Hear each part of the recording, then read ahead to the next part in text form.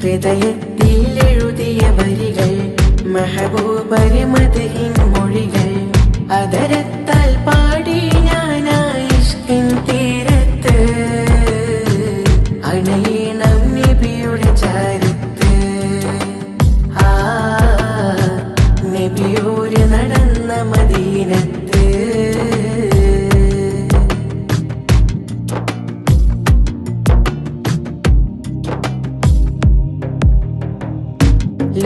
ലോകത്തിലായെന്നും